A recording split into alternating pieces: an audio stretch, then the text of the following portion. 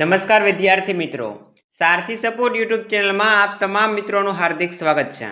તો વિદ્યાર્થી મિત્રો, આજના વિડીયોની અંદર આપણે ધોરણ 12 અર્થશાસ્ત્ર વિષયના જે પ્રથમ પરીક્ષાના વિભાગ ડીના પ્રશ્નો છે એની વાત કરવાના છે। તો વિડીયોને તમે સ્કીપ કર્યા વગર અંત સુધી જોતા રહેજો અને ચેનલ ઉપર ક્યાંકથી હરતા ફરતા પહેલી વાર આવ્યા હોય તો ચેનલને સબસ્ક્રાઇબ કરવાનું ભૂલતા નહીં। ઓકે, તમારો વધુ સમય ના લેતા આપણે આ વિડીયોની શરૂઆત કરીએ। તો સૌથી પહેલાં તમારે આ જે પીડીએફ ફાઇલ છે એને ડાઉનલોડ કરવી હોય તો ડિસ્ક્રિપ્શનની અંદર મેં લિંક આપી છે, ત્યાંથી તમે ડાઉનલોડ કરી શકો છો। ઓકે, વધારે સમય ના લેતા વિડીયોની શરૂઆત કરીએ।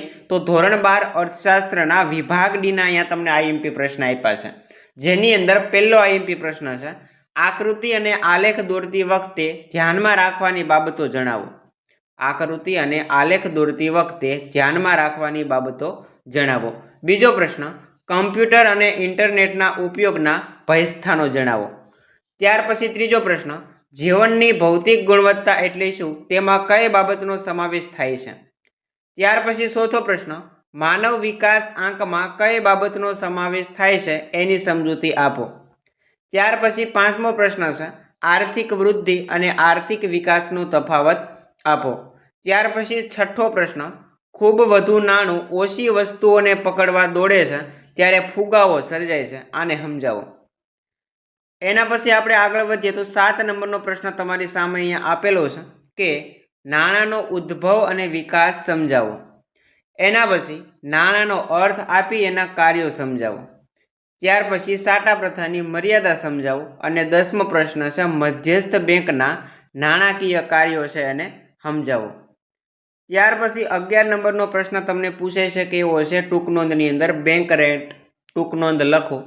એના પછી વેપારી બેંક અને મધ્યસ્થ બેંક વચ્ચેનો તફાવત આપો। ત્યાર પછી 13મો પ્રશ્ન, ગરીબી માટેના આર્થિક કારણો સમજાવો।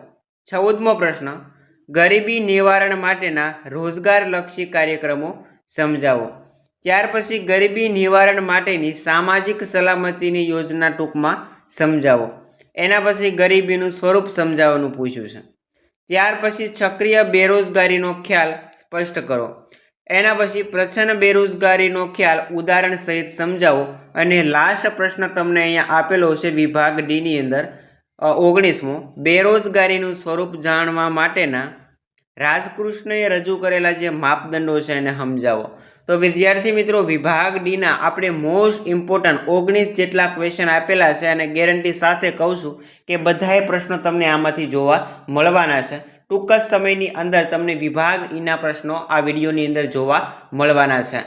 તો આશા રાખીશ કે વિડીયો પસંદ આવ્યો હશે। વિડીયો પસંદ આવ્યો હોય તો લાઇક અને શેર કરવાનું ભૂલતા નહીં। મળીએ દોસ્તો આવા જ નવા વિડીયો સાથે। જય હિન્દ, જય ભારત।